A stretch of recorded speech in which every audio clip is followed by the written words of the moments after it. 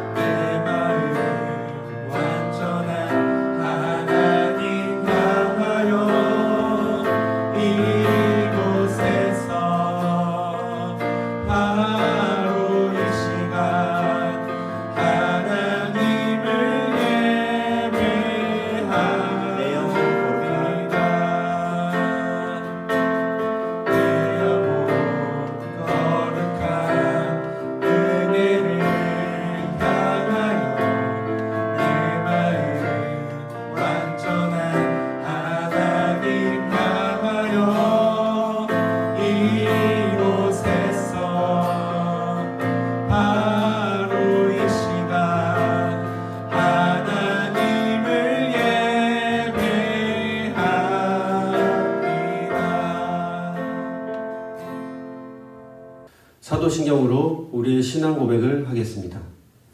전능하사 천지를 만드신 하나님 아버지를 내가 믿사오며 그 외아들 우리 주 예수 그리스도를 믿사오니 이는 성령으로 잉태하사 동정녀 마리아에게 나시고 본디오 빌라도에게 고난을 받사 십자가에 못 박혀 죽으시고 장사한 지 사흘 만에 죽은 자 가운데서 다시 살아나시며 하늘에 오르사 전능하신 하나님 우편에 앉아 계시다가 저희로서 산자와 죽은 자를 심판하러 오시리라.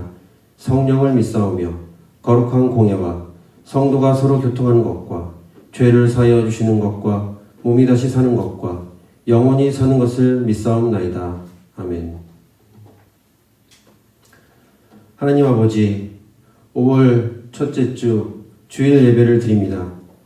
시공간을 초월하시고 무소부재하신 하나님 아버지, 우리가 몸은 떨어져 있지만 각자의 집에서 온라인으로 이 시간 드리는 예배를 받아 주시옵소서.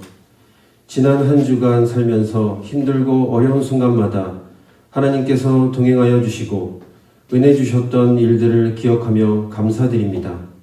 그러나 뒤돌아보면 말씀대로 살지 못하고 세상 사람들처럼 불순종하며 하나님의 마음을 아프게 하였던 일들도 많았음을 고백하니 용서해 주시기를 원합니다. 우리의 연약함을 불쌍히 여기시고 다만 주의 말씀으로 우리를 깨끗하게 하옵소서. 코로나19 전염병을 경험하면서 하나로 연결된 지구촌을 바라봅니다. 그리고 사람이 그저 숨을 쉬고 사는 것이 얼마나 감사한 일인지 다시 한번 느끼게 됩니다. 우주 만물의 주인 되시고 역사를 주관하시는 하나님 아버지께서 하루속히 이 바이러스를 소멸시켜 주시고 정상적인 일상으로 돌아갈 수 있도록 역사하여 주시옵소서. 세계 곳곳에 병상에서 고통받는 환자들을 회복시키시고 간호하는 의료진을 보호하여 주시옵소서. 여러 나라에 파송되어 있는 선교사님들의 안전을 지켜주시고 코로나19에 감염되지 않도록 보호하여 주시옵소서. 하나님이 주신 소명과 영원 사랑하는 마음으로 선교하실 때에 죽어가는 영혼들이 회심하고 돌아오는 놀라운 역사가 있기를 원합니다. 우리는 말씀에 갈급한 영혼들입니다. 목사님께서 한 주간 준비하신 말씀을 주실 때 우리의 영혼을 열어주셔서 말씀을 깨닫게 하옵소서. 그 말씀이 우리 가는 길에 등불이 되고 소망이 되게 하셔서 천국 가는 날까지 말씀을 의지하며 살게 하시기를 원합니다. 학생들의 신앙 성장을 위해 기도와 사랑으로 섬기시는 목사님에게 항상 건강과 성령 충만을 주시고 가정을 지켜 보호하여 주시기를 원합니다. 그리고 고등부 선생님들에게도 성령 충만을 주시고 생업과 학업과 계획하는 모든 일에 길을 열어주시기를 원합니다. 우리 학생들은 화목한 가정에서 부모님을 공경하며 하나님의 크신 사랑으로 신앙이 더욱 성장해가는 5월이 되길 원하며 학교에 정상적으로 등교하기 전까지 인터넷 강의와 학업에도 충실할 수 있도록 도와주시옵소서. 우리를 끝까지 사랑하시는 신실하신 예수 그리스도 이름으로 기도합니다. 아멘. 오늘 하나님께서 주시는 말씀은 사도행전 2장 1절로 13절 말씀입니다. 사도행전 2장 13절 말씀입니다. 함께 읽겠습니다.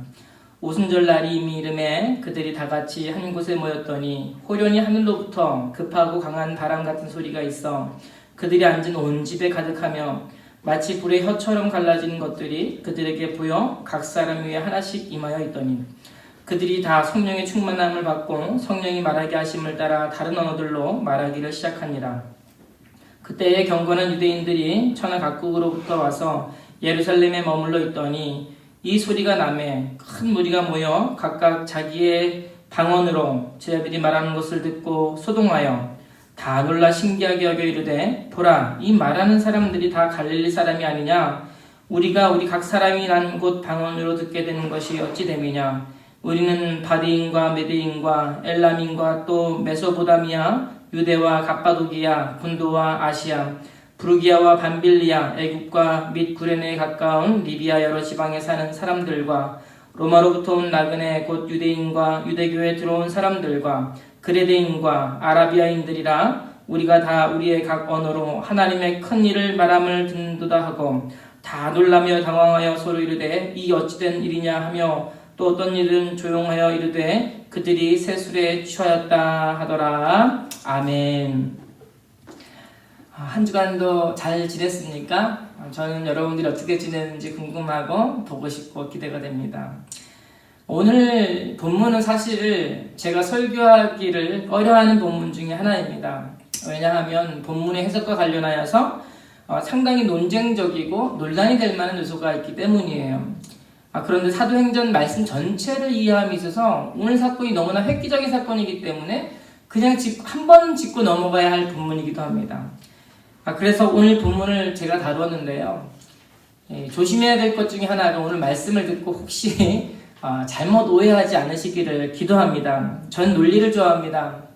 드라마를 보면서도요.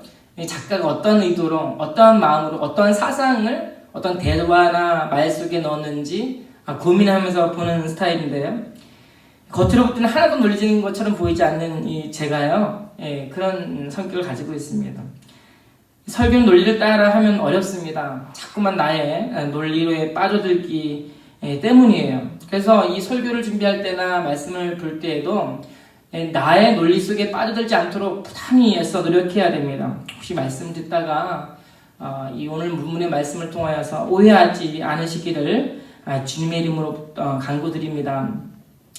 다락방에 모인 제자들은 전혀 없이 순수했고 또 열정이 넘쳤습니다.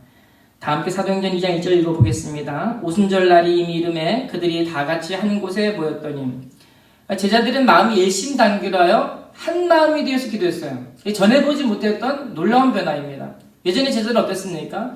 3년 동안 예수님을 따라다니면서도요, 하루도 쉬지 않고 싸우지 않은 적이 없었습니다. 항상 싸우는 거예요. 내가 잘났다, 넌 못났다, 내가 크다, 내가 너보다 더 잘한다, 내가 하는 게 더 많고 아는 게 더 많지, 이렇게 싸웠던 사람들이요, 전혀 그렇지 않은 모습을 오늘 보여주고 있어요. 다 같이 모여 한 곳에 기도하고 있습니다. 그러니까 서로의 마음이 하나로 연결되어 있습니다. 내가 생각하는 것을 그도 생각하고, 그가 생각한 것을 내가 생각하고, 그러니까 혼연일치가 된 거예요. 그랬더니 놀라운 역사가 일어났습니다. 사도행전 2장 3절에 호련히 하늘로부터 급하고 강한 바람 같은 소리가 있어 그들이 앉은 온 집에 가득하며 마치 불의 혀처럼 갈라지는 것들이 그들에게 보여 각 사람 위에 하나씩 임하여 있더니, 모여서 기도하는 도중에요, 제자들이 누가 하는 말은 무슨 영안이 열렸다라고도 얘기하는데요, 눈에 보니까 성령이 내려와서 불처럼 불의 혀처럼 갈라져 사람에게 임해 있었습니다. 이 사건을 두고 학자들은 다양한 의견을 제시합니다. 도대체 이 사건을 어떻게 이해해야 되냐? 성령께서 처음 임한 성령 세례 사건이냐? 아니면 성령은 벌써 임했었는데 어떻게 충만한 상태를 보여주기 위한 하나의 표현이었느냐? 사람마다 다양한 의견들을 가지고 있고요. 학계에서도 이것 때문에 상당히 논란이 많았고 많은 논문들이 쏟아져 나오고 있습니다. 그런데 우리가 여기서 주목해야 할 사실은 이 논쟁이 아니라는 거야. 물론 성경은 후자의 의견, 즉 성령 세례가 아니고요, 성령 충만 사건으로 보는 것이 맞다고 지지하고 있습니다. 그런데 우리가 주목해야 할 사실은 그게 아니라는 거예요.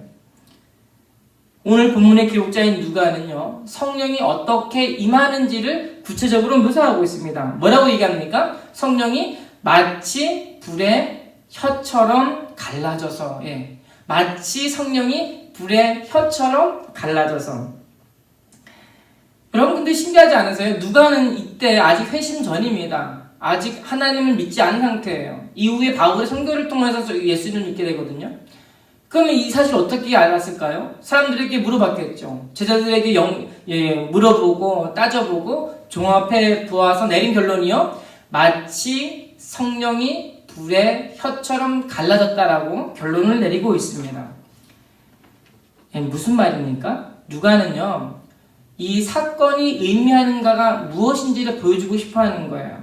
이 사실 어떻게 묘사해야 될까 고민했을 것 같아요. 그렇지 않습니까? 자기는 직접 본 적이 없어요. 제자들의 증언을 통해서 들었던 거예요. 그거 재구성해보면 도대체 어떤 것이었을까? 공통적인 결론이 나왔는데요, 바로 성령이 불의 혀처럼 갈라졌다는 거예요. 그러면 그 현상이 도대체 무엇을 의미하는가 누가도 고민할 수밖에 없겠죠. 그런데 사도행전 2장 4절 다음과 같이 말씀합니다. 그들이 다 성령의 충만함을 받고 성령이 말하게 하심을 따라 다른 언어들로 말하기를 시작하니라. 성령이 불의 혀처럼 사람들에게 갈라져서 임하였고요, 그 현상으로 나타난 결과가 뭐였습니까? 방언이었습니다. 각국의 다양한 언어들로 말하기를 시작을 했어요. 그러니까 누가는 의도적으로 불의 혀와 같은 혀라는 단어를 통하여서 이 사람의 입술을 통하여 나오는 방언을 연결하는 것처럼 보입니다. 제자들이 사용한 외국어는 적어도 최소 12개의 국어는 되었습니다. 사도행전 12장 7절에서 8절, 다 놀라 신기하게 여겨 이르되 보라, 이 말하는 사람들이 다 갈릴리 사람이 아니냐? 우리가 우리 사람이 난 곳 방언을 듣게 된 것이 어찌 됨이냐? 각각 하나의 외국어를 구사했다고 해도 이건 신기한 일입니다. 여러분, 외국어를 공부한 적 없는 이 갈릴리 사람들이요, 얘기하는 거잖아요. 이 갈릴리 사람이 아니냐? 갈릴리 사람이 한 언어를 사용하는 건 맞지만요, 이 갈릴리 사람 하면 일단 그들은 무식하고 배운 적이 없고 어리석은 사람들로 유명한 사람들이었어요. 근데 이 사람들이 다양한 언어들로 말을 하기 시작을 하고요, 듣도 보도 못한 이야기들을 자기가 하고 있는 거예요. 오늘 본문의 사건을 두고 많은 사람들이, 지금은 좀 그렇지 않습니다. 제가 중고등부 때만 해도 이 마가 요한의 다락방에서 발생했던 성령의 세례를 받아야 한다고, 성령 충만을 받고 방언을 말해야 된다고, 수련회 때만 되면 기도하고 그랬었습니다. 그래서 방언이 터지기도 하고요. 어떤 친구는 방언이 안 된다고 속상해하기도 하고요. 뭐 눈물을 흘리면서 막 시험 들기도 하는 친구들도 있었습니다. 하지만 우리가 여기서 주목해야 될 사실은요. 이 제자들이 했던 이 식의 방언은요. 이후에 다시 나타나지 않는다는 사실이에요.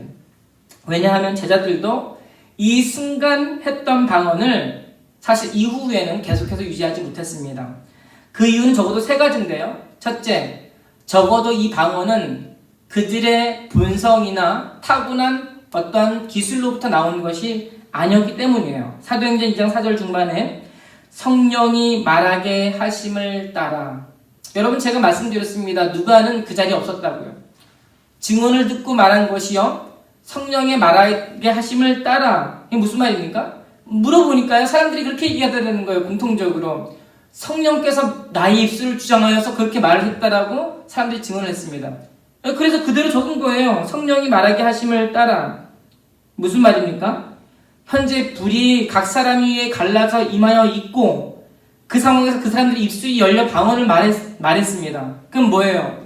이 방언의 원 주체는 성령이셨다는 거예요. 그리고 그들이 그 방언을 하는 그 동안에는 계속해서 불은 그들 머리 위에 임재하여 있었습니다. 둘째, 이 방언은 단번에 역사하기 위한 일회성 목적을 가지고 있습니다. 이 방언의 표적은요, 이 주변에 모여있던 다양한 언어를 사용하는 사람들이 타켓이었습니다. 당시 주변에 외국어를 사용하는 사람들이 없었다면, 다시 말하면 그들이 없었다면 이런 방언은 나오지 않았다는 거예요. 방언의 목적, 단번에 그 자리에 모인 수십 종족의 언어들을 사용하는 사람들을 일깨우기 위한 일회성 목적을 가지고 있었습니다. 마지막으로 그들이 말한 방언의 내용은 놀랍게도요, 하나도 틀리지 않고 똑같았어요. 사도행전 12장 11절, 우리가 다 우리의 각 언어로 하나님의 큰 일을 말함을 듣는도다. 그러니까 12개국어나 되는 언어들을 들었지만 내용이 단순했습니다. 그게 뭐예요? 하나님의 큰 일이라는 거예요. 여러분, 하나님의 큰 일, 이 유대인들이 말합니다. 경건한 유대인들이 얘기하는 거예요. 무슨 말이에요? 그들도 알고 있는 내용이에요. 여러분, 유대인들이 알고 있는 하나님의 큰 일은 무엇입니까? 구약시대에 분해시켰다고 하는 그 메시아, 그리스도, 그분의 오심과 성취였습니다. 이 이야기를 들었다고 사람들이 이야기를 하고 있어요. 그래서 우리가 주목해야 할 사실은 방언의 종류가 많다는 사실이 아니라 방언이 말하고 있는 의미입니다. 많은 종류의 외국어를 사용했다는 게 아니라 그 언어가 가진 의미, 바로 하나님의 큰 일이었어요. 누가는 신약자와 같습니다. 하나님의 큰 일을 아는 사람. 여러분, 이 말은 그냥 나온 말이 아니에요. 마치 이 소뼈를 끓여서 고아내어서 아주 진국이 흘러나올 때 그처럼 그 많은 것들을 고아내어서 나온 한 단어가 바로 하나님의 큰 일이었어요. 그래서 우리는요, 방언의 숫자를 보는 게 아니고요, 하나님의 큰 일을 보는 거예요. 하나님의 큰 일을 들으면 어떻게 됩니까? 발상이 전하는 일을 하죠. 코페르니쿠스적 전해라고 하죠. 하나님의 큰 일을 들으니 우린 통달한 예술가처럼 되는 거예요. 여러분, 우리 동도교회 고등부 친구들은 제가 보니까 음악을 잘해요. 너무 잘해요. 아름답습니다. 저도 음악을 하고 싶은데, 잘하고 싶은데 잘 안 돼요. 그런데도요, 제가 음악을 잘하지 못하지만 베토벤의 음악을 음미할 줄 아는 거예요. 마치 예술가처럼 미세한 영감이 떠올라 그 놀라운 차이를 구별할 수 있는 그 예술가처럼 우리 기독교인들이 그러한 감각을 가지게 되는 거예요. 왜요? 하나님의 큰 일을 들을 때에 그런 일들이 발생하는 겁니다. 그런가 하면 하나님 말씀을 받아 먹으니요, 예술가의 영감을 능가하죠. 단순한 내용이, 이 하나님의 큰 일이라는 단순한 내용이요, 나의 삶을 압도하는 거예요. 나의 마음을 주무르는 거예요. 나의 생각을 변화시키는 거예요. 네덜란드 개혁파 신학자 헤르만 바빙크는 그의 명저 마그날리아 데이, 뜻인즉 하나님의 큰 일이라는 제목을 출판합니다.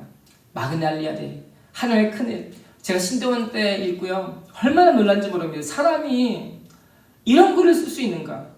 그 책에 대해서 소개하는 한 유명한 교수가 이런 말을 했습니다. 만약에 이 서재에 꽂혀있는 이 많은 책들 가운데 그 중에 딱 한 책만 가지고 나올 수 있다면 어떤 책을 가지고 나오겠냐고 물었더니 이렇게 답했습니다. 그것은 당연히 헤르만 바빙크의 마그날리아 데이가 아니겠느냐고.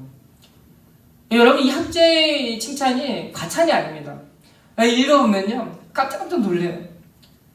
타고난 논리력과 분석력, 방대한 저술들을 읽어내는 힘, 정교한 논리력으로 분석하여서 녹여내가지고요 아주 치밀하게 이 자신의 주장을 펼쳐나가는데, 이게 사람이 쓸 수 있는 글인가? 이게 사람인가?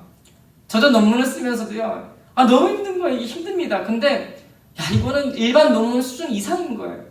이런 글들을 쓰는 애더라고요. 근데 이 놀라운 책이 왜 놀라운지 아세요? 제목 때문이에요.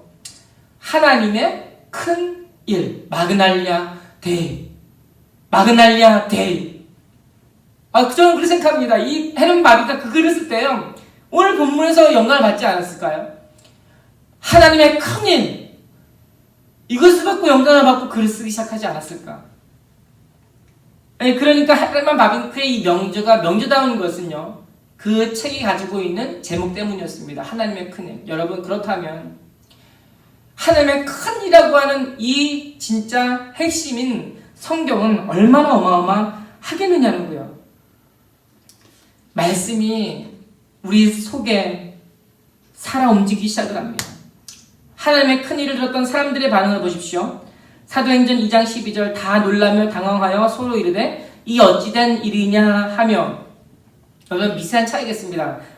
놀라며 당황하여, 놀라며 당황하여. 똑같은 말 같은데 미세한 차이가 있어요. 왜 놀랐습니까? 방언의 숫자를 보고 놀랐습니다. 신기해했어요. 근데 거기서 멈추지 않았습니다. 당황하여. 왜요? 하나님의 큰 일을 들었기 때문입니다. 하나님의 큰 일이 그들 마음 가운데 왔기 때문입니다. 이 당황했다는 말은 사실 절망스러워했다는 말과 같습니다. 어떻게 해야 할지는 모르는 거예요. 그때부터 그들의 생각과 인식의 변화가 발생하기 시작했습니다. 이전에는 자신들이 경건하다고 생각했어요. 자신들이 하나님의 말씀을 한다고 생각했어요. 그런데 이제는 자신이 죄인이라고 말을 해요. 그냥 다른 이들이 생각하는 죄책감 정도라고 생각을 해왔는데 이젠 그게 아니라고 생각을 하게 되는 거예요. 그들은 보는 게 달라졌습니다. 전에 경험하지 못한 새로운 관점을 가지게 됐습니다. 세계관이 바뀌어버린 거예요. 사도행전 2장 37절에 그들이 이 말을 듣고 마음에 찔려 베드로와 다른 사도들에게 물어 이르되 형제들아 우리가 어찌할꼬 하거늘, 우리가 어찌할꼬, 어떻게 해야 됩니까? 가슴이 찌르면서, 가슴을 치면서 마치 세리와 죄인이 그랬던 것처럼 그렇게 하나님을 찾게 되는 거예요. 이제 그들이 하나님을 보기 시작했습니다. 그전에 하나님을 예배했었어요. 경건한 유대인들입니다. 그 먼 곳에서 절기 지키겠다고 온 사람들이에요. 11조를 철저하게 지키는 사람들이고요. 신앙생활과 예배생활이 그들보다 더 모범적인 사람들이 없을 정도였습니다. 그런데요, 그들이 말하는 거예요. 형제들아, 이제 우리가 어찌할꼬? 여러분, 놀라운 변화가 그들 가운데 일어나게 된 거예요. 저는 살면서 이런 모습을 보며 살고 싶은 거예요. 우리 많은 그리스도인들이 신앙생활하면서요, 많은 하나님의 은혜를 경험합니다. 하나님의 은혜를 알게 되고 깨닫습니다. 그런데 이 정도까지는 아직 이르지 못하는 경우가 많이 있습니다. 어찌하면 좋겠습니까, 주님? 어찌하면 좋겠습니까? 가슴을 치면서 살아가고 움직이는, 꿈틀거리는, 뭉클거리고요. 말 한마디가 달라지고요. 바라보는 눈빛이 달라지고요. 사람이 생각하는 이 생각과 개념의 틀이 바뀌고요. 이런 일들이 일어나기를 원하는 거예요. 우리가 사람들에게 복음을 전하는 이유가 이게 아닙니까? 이 세상 사람들을 보세요. 생명 없이 살고 있습니다. 무엇을 하며 살아야 할지 모르는 사람들입니다. 그들에게 우리가 복음을 전해야 하는 이유? 우리가 경험한 이 복음의 기쁨 때문이 아닙니까? 그러나 우리가 그것을 전하기 위해서 우리가 먼저 변화되기를 원하는 거예요. 우리 친구들, 우리 예배드리고 있습니다. 기도하고 있습니다. 물론 우리 말은 하지 않지만 마음 가운데 이런 기쁨과 감사가 있는 친구들이 있을 겁니다. 그러나 이제 우리가 우리 마음 가운데요, 하나님의 큰 일을 듣고 마치 제자들의 말씀을 듣고 변화됐던 사람들처럼 우리도 그렇게 되기를 소망합니다. 하나님의 큰 일, 하나님의 말씀이 우리 마음속에 달리 다가옵니다. 강한 자, 복이 있나니 천국이 저희 것입니다. 마음이 가난하고요. 이 죄 가운데 이 통기자복하는 마음이 우리 가운데 있기를 원합니다. 이러한 마음을 가지고 우리가 비록 신앙생활, 예배생활 잘하고 있지만 이번 한 주간 살아가면서 하나님의 말씀, 하나님의 큰 일을 들으시고 그 말씀 한 단어에 우리의 삶이, 우리의 영혼이, 우리의 마음이 압도당하는 놀라운 경험이 오늘 이 자리에 말씀 듣고 있는 우리 고등부채들 가운데 임하기를 주님의 이름으로 소망합니다. 기도합니다.